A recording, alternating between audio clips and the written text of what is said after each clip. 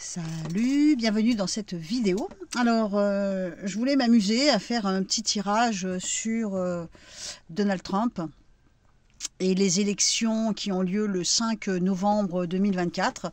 Donc là, il a remporté les primaires. On voudrait voir comment ça va évoluer et comment ça va se passer pour lui à ce moment-là.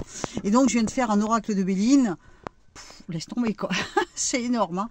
Hein. Comme tu le sais, en politique, j'y connais rien, mais alors la politique américaine, c'est encore pire. Hein. Si je me souviens de ce que j'ai à peu près compris, c'est que lui, c'est les républicains et que Biden, c'est les démocrates. Et que, si j'ai bien compris aussi, les démocrates, c'est l'État profond. Donc Trump est contre tout ça. Hein. On sait qu'il a mené une petite guéguerre en criant au scandale, donc la dernière fois il y a 4 ans, parce que pour lui tout a été truqué. Donc je sais qu'il a fait un gros scandale, et puis ça s'est calmé, et là il est reparti en bataille, on va dire. Hein. Et tu veux toujours voir les cartes, là franchement j'ai fait un tirage... Ça se passe de commentaires, je veux dire, même quelqu'un qui ne sait pas lire les cartes va comprendre la réponse. Ma question, c'est comment les choses vont se dérouler pour Donald Trump et au final, qu'est-ce qu'il peut espérer, donc ce fameux 5 novembre 2024. Regarde le tirage que j'ai, je pense qu'il n'y a même pas besoin d'interpréter, n'importe qui saurait répondre. Regarde. Alors, on a quand même l'abondance, il se retrouve en paix, il est quand même couronné, on va dire, non sans mal. J'ai même l'impression qu'il peut même, je sais pas, avoir un gros incident avant la fin des élections, mais je pense quand même que voilà, hein, il est couronné, on a la lumière, on a le soleil, on a la communication, alors, regarde la carte de l'intelligence, et puis on a le couronnement, quoi, je veux dire, c'est là, quoi, la réponse, elle est fatale, elle crève les yeux, hein, elle est flagrante. Pour moi, c'est lui qui remporte les élections du 5 novembre 2024, mais cette carte m'intrigue un petit peu. Je me demande si entre-temps, est-ce qu'on va lui chercher un scandale? Est-ce que ça peut être de l'agression verbale? Est-ce qu'il peut être attaqué? Je sais pas, il y a quelque chose d'un peu inquiétant. Au bout du compte, je pense que, voilà, j'essaie de faire voir mes cartes. Je suis dans le camion là. Donc, pour moi, c'est lui. Hein, qui gagne l'élection présidentielle. Mais c'est un petit tirage comme ça, juste pour m'amuser. Visiblement, Donald Trump, il se bat comme un fou, comme un guerrier. Hein, et il est aimé. Il est aimé, il plaît, il est aimé. Et c'est lui qui est couronné, quoi. Je veux dire, il n'y a même pas de doute possible. Si tu regardes ces 3 cartes... bon, on verra bien si j'ai tort ou j'ai raison. Hein. De toute façon, je ferai un vrai tirage à ce sujet-là. Attends. Donc j'ai fait ça comme ça, pratiquement pour m'amuser. Et on va dire que c'est pas une vidéo officielle, mais bon. Je voulais d'abord faire un tirage pour les 3 pierres, pour vous tous. Mais je sais pas, quelque chose m'a poussé à essayer sur Trump. Il semblerait qu'il soit élu. Bon, je sais même pas ce que ça peut changer pour nous. Si je me trompe pas, donc lui, c'est pas l'État profond. Est-ce qu'il est plutôt... est-ce que ça peut changer la donne? C'est-à-dire que est-ce qu'il peut être plus du côté de la Russie que de l'Ukraine? Est-ce qu'il peut être plus du côté de Poutine que de Zelensky? Et donc, est-ce qu'il peut être plus du côté de Poutine que de nous, enfin, notre ami Macron? Il faudrait que je m'informe un petit peu, je suis un peu perdue là, mais dans la logique, il aurait plus des valeurs proches de celles de Poutine que de celles de Macron, non? Bon, tu me diras ça dans les commentaires. Hein. Bon, allez, je te fais un petit tirage vite fait sur les 3 pierres et ce sera tout. Hein. On s'amuse. Un petit tirage pour les 3 pierres. Là, c'est carrément, j'ai plus de support, j'ai plus rien. C'est une catastrophe. Alors, pour les 3 pierres, on regarde. Si tu veux faire un choix, tu me dis ce que tu préfères. La malachite, le jaspe rouge ou la labradorite. Voilà.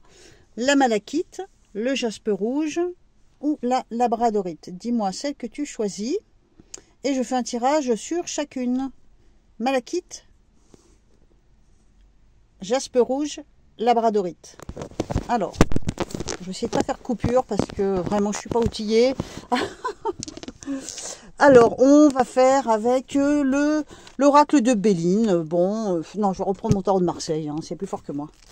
Alors, donc, en écriture intuitive, on a le jaspe rouge. On commence toujours par le jaspe rouge pour les jours à venir, en sachant qu'on est le 18 mars.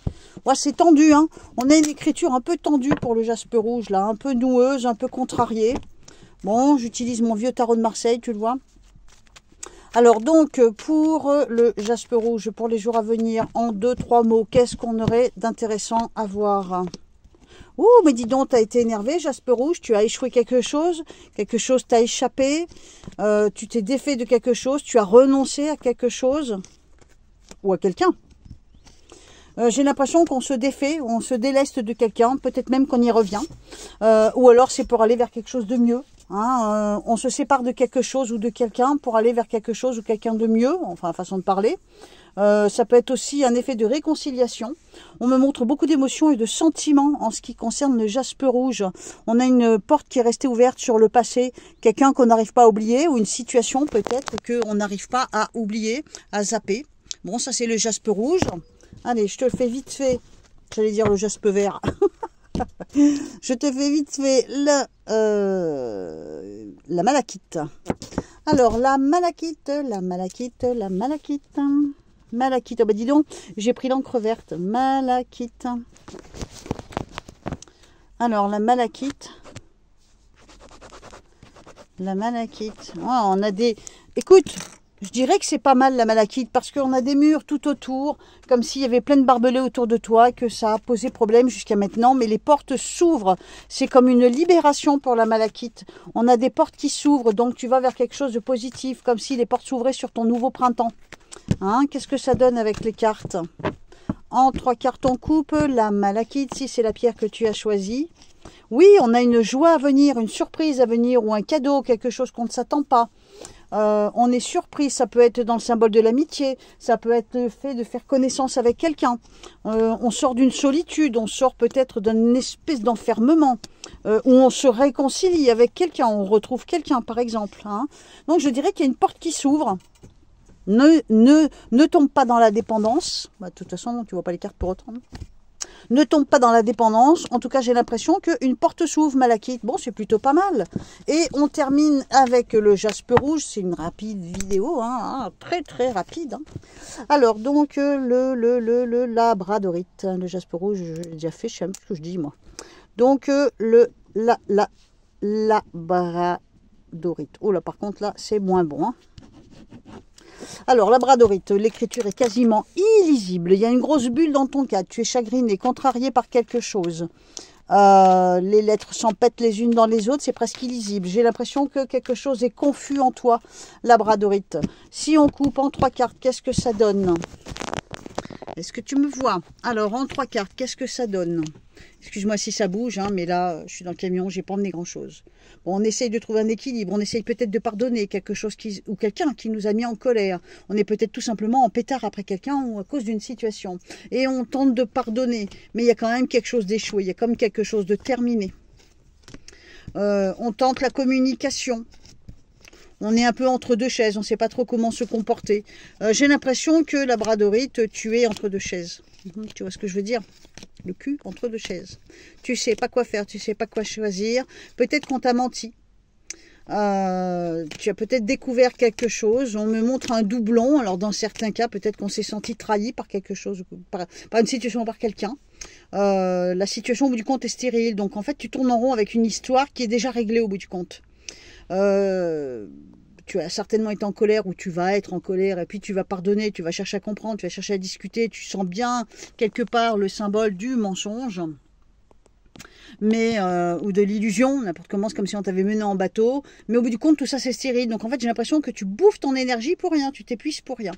Voilà, donc ça c'était pour la labradorite, donc c'était une petite vidéo hyper rapide dans laquelle on voit effectivement, bon, plusieurs mois à l'avance, ça sera à vérifier quand la date sera venue, mais apparemment Trump sera réélu En tout cas, d'après ce tirage, on verra bien la suite. Et sinon, on a fait un petit tirage sur jaspe rouge, malachite et labradorite. La meilleure pierre aujourd'hui, évidemment, c'est la malachite. Hein. Bon, je te fais des bisous, je te dis à très vite. On se retrouve dans les commentaires, on papote 5 minutes. Tu penses au like pour pousser la vidéo sur... comment t'appelles? Pousser la vidéo sur le mur d'accueil. Et puis, on se retrouve très prochainement dans une vidéo comme tu les aimes. Hein. À très vite, bye bye.